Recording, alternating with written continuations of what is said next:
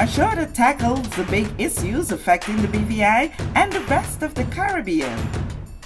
Searches for answers to today's big questions and gives viewers a unique perspective on developing stories. Follow the big story with me, Kathy Richards, only on JTV.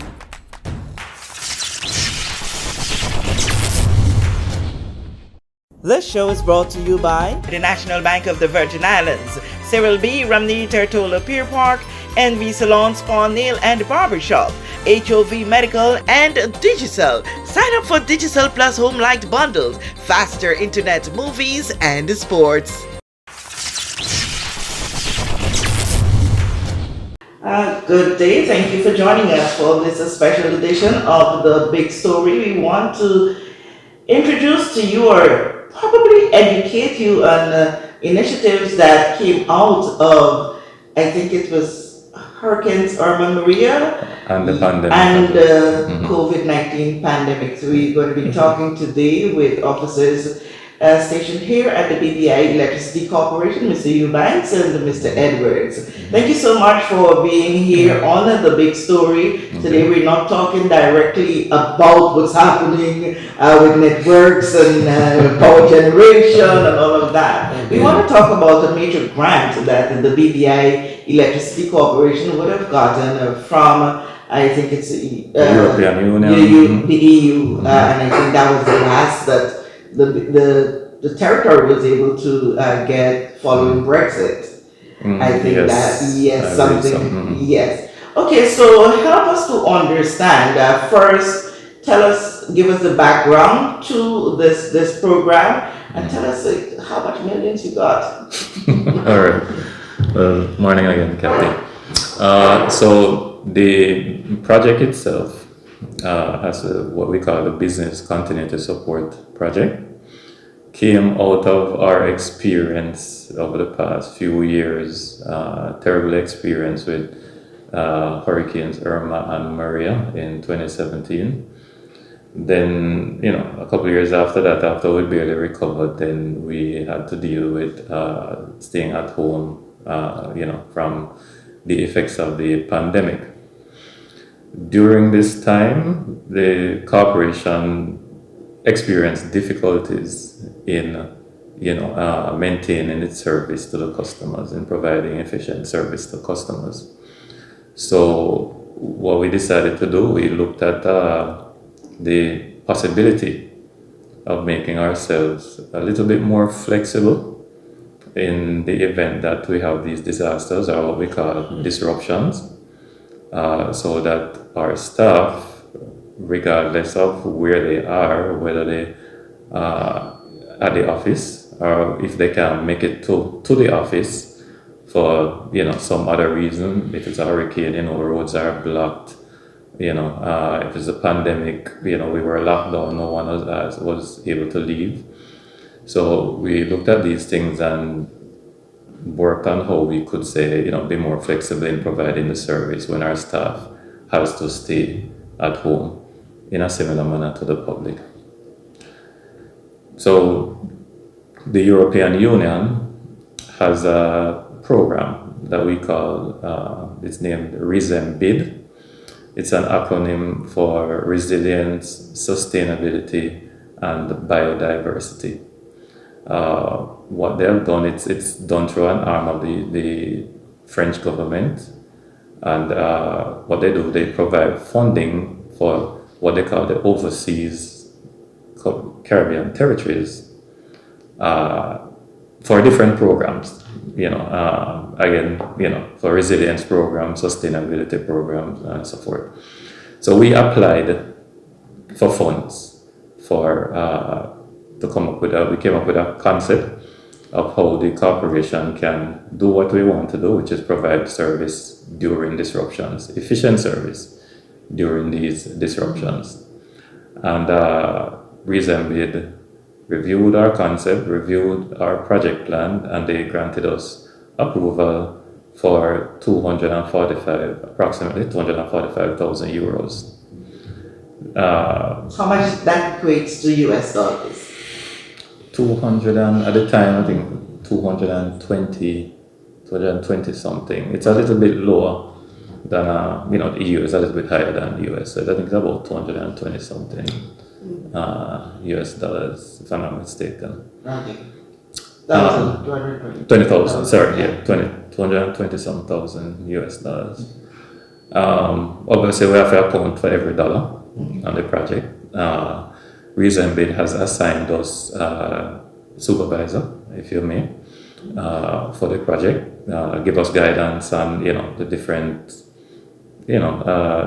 things that we have to deal with, nuances. You make one plan, but other things happen. So this advisor guides us on those issues. And the payment of that advisor did not come out of the grant money that you would have been done. No. That advisor is from Reasonbid themselves. We actually do get good support from Reasonbid. They came here in last year, September, to actually look at all the progress we were making with the project. I believe there's another project here locally as well, where they have funded. That entity was at the meeting as well.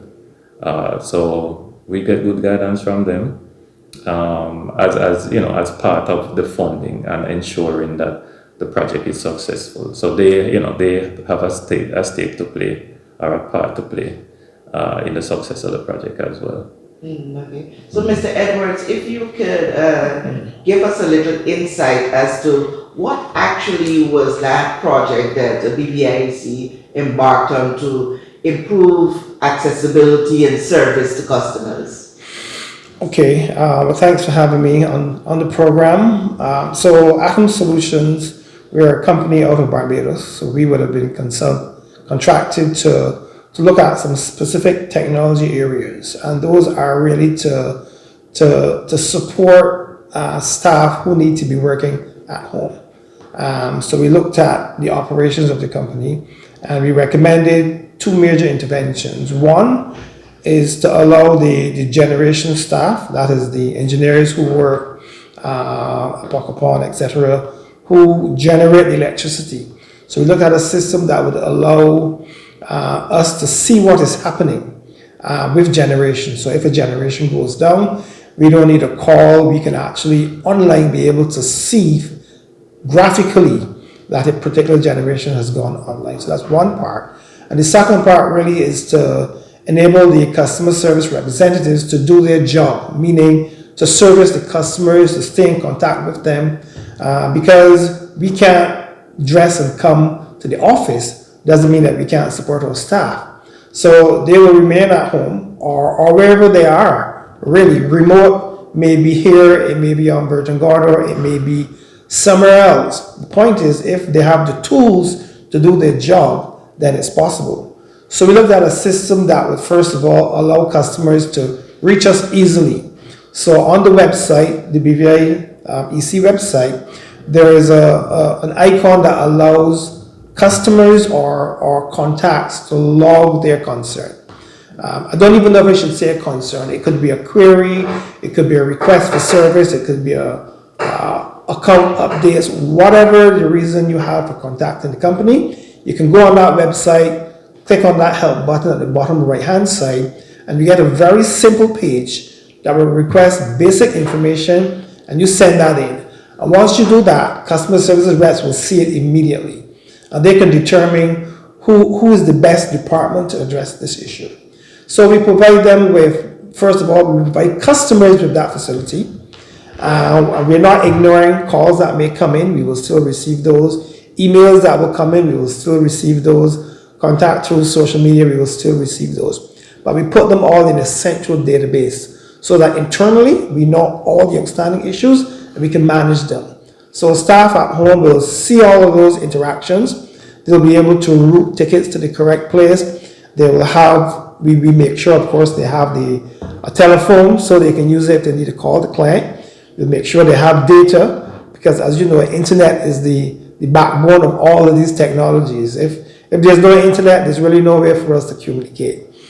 We make sure they have access to all of the corporate applications within the company to do their jobs.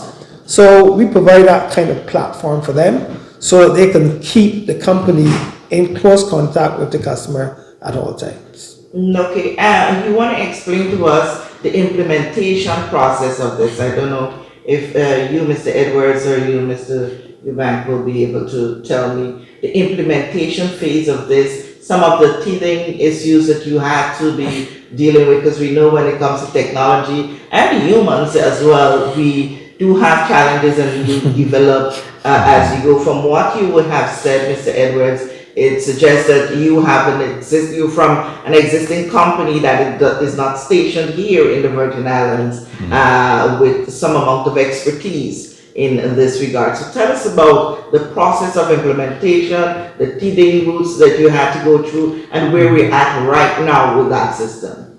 Okay.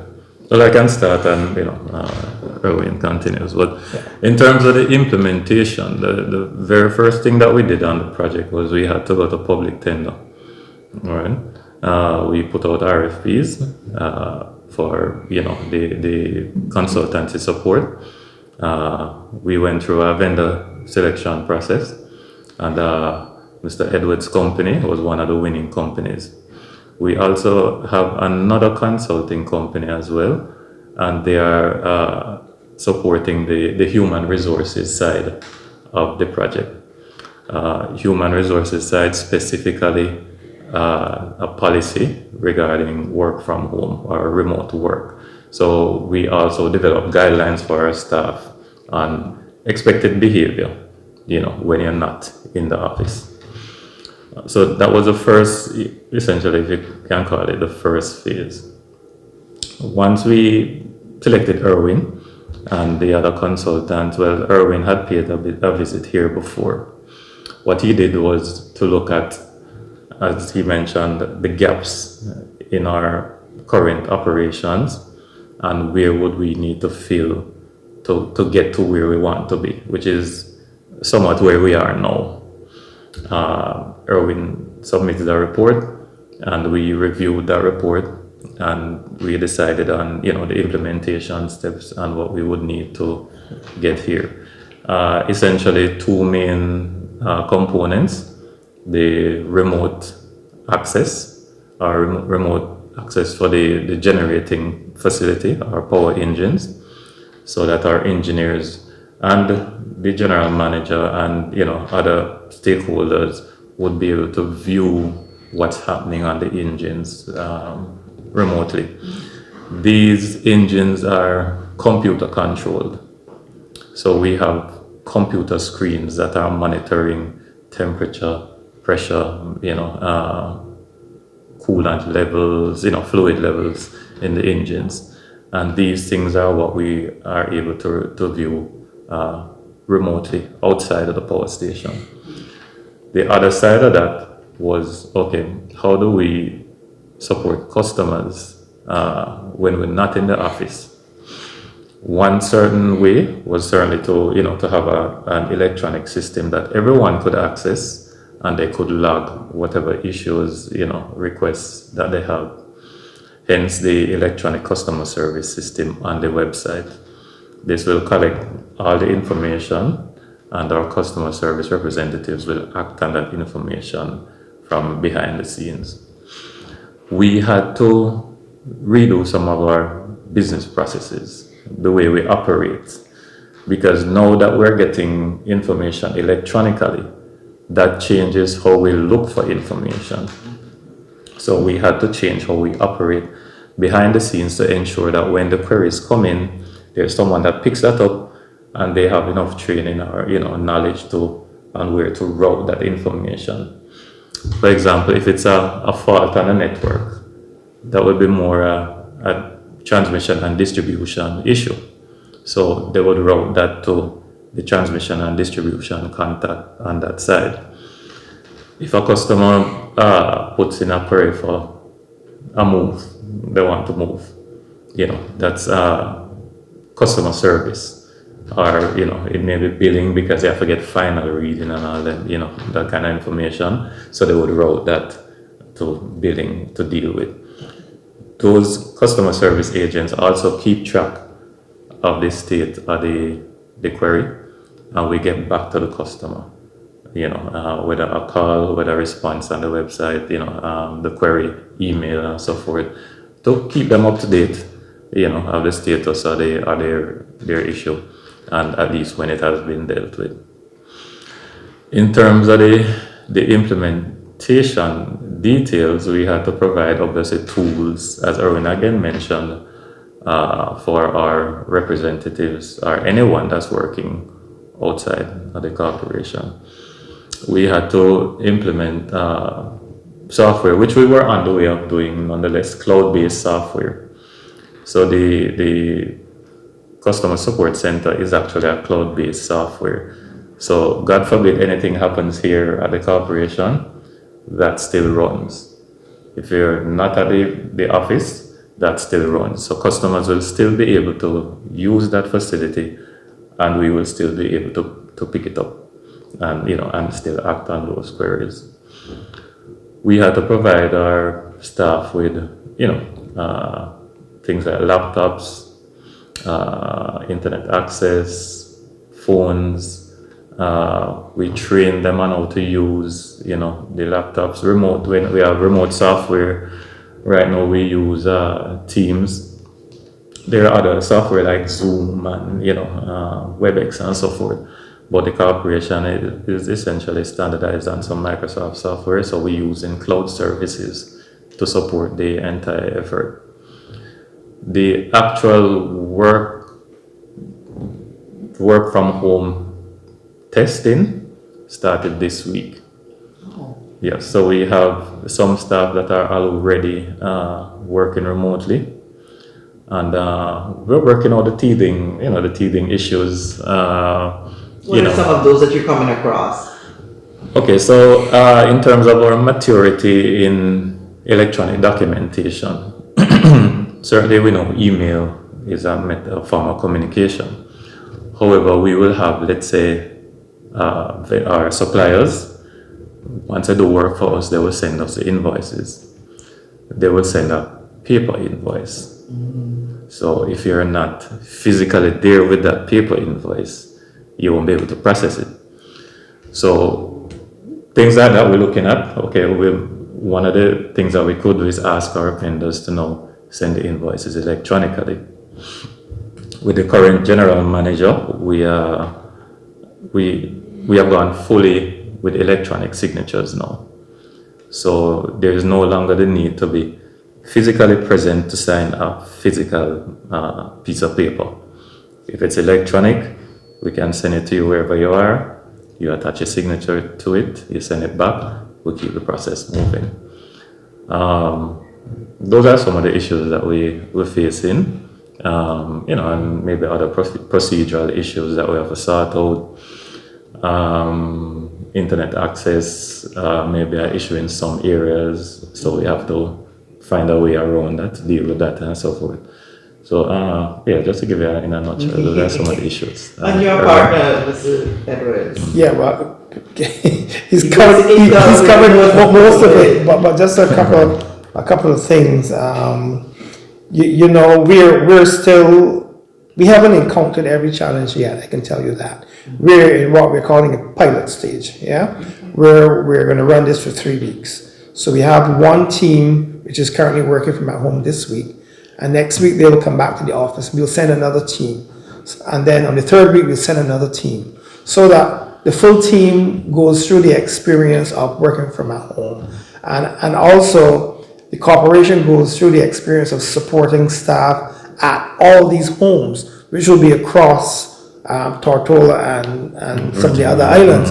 So, you working from at home may be a different experience than me working from at home, because we have different qualities of internet service. Maybe the cell service in your area is better than my area. And so individuals will have sometimes some specific challenges. So we're collecting information from Team 1 to see what their challenges are. And I'm sure that Team 2 will also have their challenge, and Team 3. So at the end of it, we kind of look and say, okay, these hopefully represent the challenges that staff will experience in working from at home. And these are the things that we will do to sort it out. Kelvin mentioned, for example, the issue of working with physical documents. Whereas before, a staff member may pass by and say, can you sign this for me? And you scribble it and you're gone. Can't do that anymore because the staff member is in office and you're at home and the document is here. So looking at providing that electronically and then have the electronic signature and then be supported by a policy to accept it.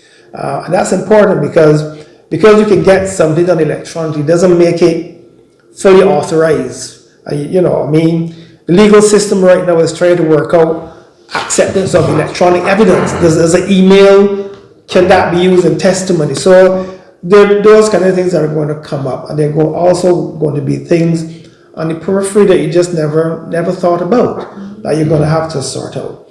But the other things that we're going to be doing also, not by my company, but in looking at gaps, I would have identified the gaps that I saw. One will be power. He mentioned, for example, this application that will track all the tickets is in the cloud, meaning, if we nullified all BVI power company buildings in BVI, that wouldn't stop the customer from logging in problem because there's a server out there, it goes in that server, and and staff will be able to look and see, even if it's only to tell them, well, ma'am, sir, I'm sorry, but the power plant has been completely destroyed.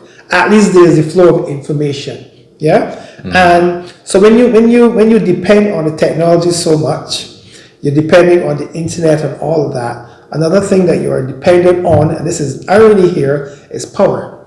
You can't run a computer off air or gasoline. It needs power, right? So if we don't have that, then what do we do? So we're also looking at, even the power company has to look at alternative backup for power. Because if those 6 engines all stop, yes, all the lights will be out, but we still want to communicate with you even if it's bad news, right? So we've been looking at some kind of renewable energy system that can support the servers that remain here at this location. So that even if our big boys now at Poco Pond shut down, we can still support the office with a skeleton staff and still support our customers so that we can at least let them know what's happening. And I'm sure, good or bad, people just need information and need to understand what's happening. So there's some additional things that we're uncovering that we will fix as we go through the Resume Bid project. Okay, so where does the consumer come in terms of becoming au fait and adapting to this new system? One of the things I can clearly pinpoint to is that of paying your electricity bill. I think as of the last time I would have checked, your bill comes if, let's say, you are in arrears. You cannot pay a part of your bill. I cannot pay for, say, okay, I owe for from October or I owe from November. But now I am in a position to pay for 1 or 2 months, but I can't pay up to January month end, simply because of how the billing system is done electronically. Is that a component that you are working on in this program? Well, not a part of this program, but it is a component that we're working on.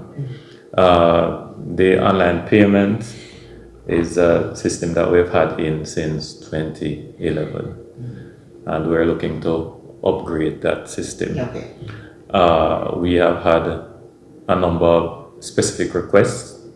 The current system does have limitations, and we want to implement things like, let's say, automatic payments, for instance, where you can just set up a credit card and you set it and forget it, so to speak. It will just deduct whatever your bill amount is. We've had other requests like landlords with multiple accounts. Currently they have to log into each account to pay the bill, so they want to be able to just make one payment to cover all those accounts. We hear all of these concerns, and we're working on that side of the online payment as well. And we have already, we're starting this year in moving that project forward. So we do hear the requests, and we're working to solve those requests. However, that online payment system isn't a direct part of this, right, of Resume Bid project. With regards to the customers, certainly one of the things we want them to do is to use the new features that we've been speaking about. When you go on the website, I believe Erwin mentioned earlier, there's a little green button marked help, and there is another orange button that I think is marked help as well. You click on that, it brings up the form for you to put in your information. With this system, it will help us help the customers as well. For instance, now we have all the queries in one database. We can look at it and we can pick up trends. We can say, for instance, okay, somebody keep calling about some issue in Seacoast Bay. There must be some kind of problem over there, or something going on in Virgin Gorda, because a lot of customers, when we inspect the data, we're seeing some of these things. So it will help us to provide better service if our customers, help us to use this system as well.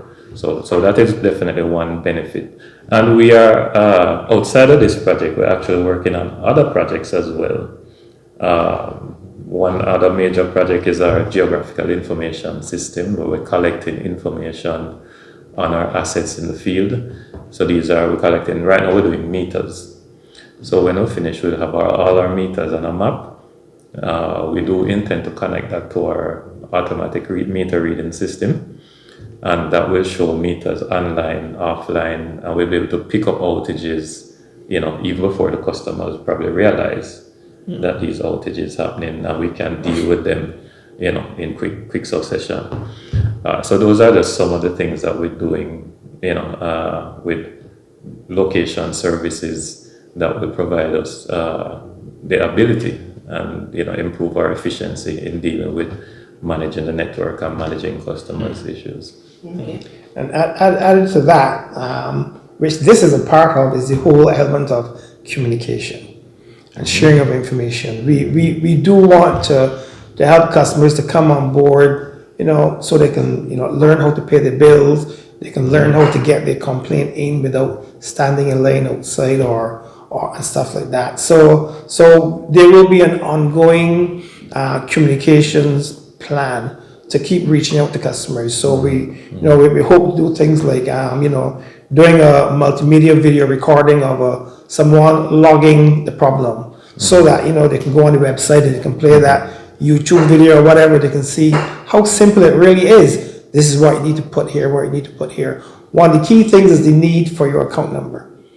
And all customers need to understand, if you're going to log an issue, a problem, you may even want to congratulate us on something that we did successfully, or compliment us on a quick response time. But sometimes it might be to say, well, there's a tree down, there's a wire down. All these things, that particular issue is best tracked when we have your account number. And for sure, if it's to tell us that your power is off, or something is going on with you specifically, you need to provide that account number. Of course, it's on every bill. It's not the kind of number I think anybody will memorize, but it's always a good idea to have that number somewhere on your phone, and it's a picture of an old bill, anything, or when you go online to log that query, make sure you have something around that has that number on it, because that number identifies you. So when we treat to the issue and we want to respond back to you, we need to know we're dealing with the correct account. So communicating to customers will be important, and not just them, our staff also. Sometimes we forget that our staff are also customers. So we want them to also know how it's done. We want them to be aware constantly of what the company is doing, so that they can also support the corporate initiative and saying to friends, to family, if you have an issue, this is where you go, this is how you log it. So we're doing that internally, and we expect to ramp up our external communication so that people know how to reach us, and we can all get on board and keep moving forward. Awesome. I think this discussion has been a really great one. We are under the turning of the clock at the moment. But I think it's great to keep the public informed as to what's going on. It's not all about when you get a power outage or custom BVIEC, or I wonder if there's some stupid driver ran into a pole and all of these things. There are more to BVIEC and to improving and providing access to electricity supply. So as we close out, anything that you want to say in particular this time? Well, certainly we want the customers to know that we're making every effort to maintain, improve our service. This is just one of the ways that we're doing this. And certainly from the standpoint of the general manager, Dr. Neil Smith, the cloud services does assist us in providing support during those difficult times, those disruptions. So essentially just to let customers know that we're working as hard as we can, to provide and maintain world-class service when it comes to the supply of electricity. For me, I just want to encourage customers to get on board, but we do recognize not every person is on the cutting edge. This is not to say that the older folks are not there. I know 80, 90-year-old grandmothers who have 2 tablets. But so I want to encourage the younger folks to help the older ones to use these. Just like, everybody's on WhatsApp now. There's no age barrier. Children 1 year old, they're picking up phones and they're swiping and they know what to do. And FaceTiming you. Right. Yeah, So whoever is struggling, help. It's an easy process, but sometimes we need to get over that change management barrier so people begin to do things differently. And I think it will surely help the corporation to service customers better. We know that where you choose to bank matters, and it is your vote on what your funds do in strengthening our community. As your official Bank of Paradise, we invest and support the lifeblood of our economy by helping in the realization of personal goals for homeownership, education, and entrepreneurial visions, which support small businesses. We make it our place to connect with persons and worthy causes, and we have been doing so for more than 30 years. Where your money goes and what your dollars empower are your choice. And we thank you for choosing us, a bank that gives where it matters the most, for you, for our community, and a happier tomorrow. The National Bank of the Virgin Islands.